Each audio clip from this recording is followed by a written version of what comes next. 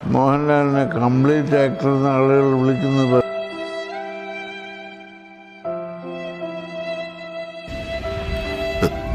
നമുക്കൊരു ഒന്നൊന്നര ചോദ്യം ഉണ്ടെന്ന് പറ.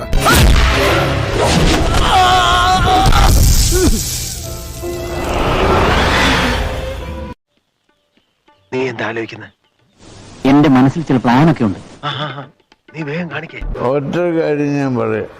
അതൊന്നങ്ങോട്ട് പറഞ്ഞു കൊടുക്കി. മഴവിൽ മനോരമയുടെ ഒരു ഫംഗ്ഷന് ഞാൻ പോയപ്പോ പറഞ്ഞിട്ടുണ്ട്. ഞാനോ? അതെ, ഒരു 5-6 പ്രാവശ്യം.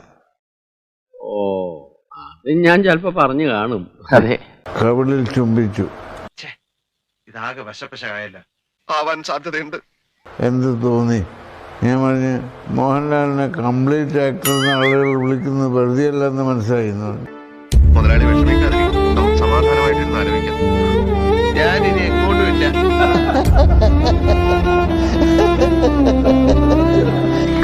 വലിയ മിടുക്കനാണെന്ന് ചിലപ്പോഴൊക്കെ ഞാൻ സ്വയം കരുതിയിരുന്നു. നമുക്ക് നിയന്ത്രണമില്ലാത്ത ചിലതൊക്കെ നമ്മളിൽ തന്നെ ഉണ്ടാകും. നമ്മുടെയൊക്കെ മനസ്സിന്റെ കാര്യം ഞാൻ പറയുന്നത്.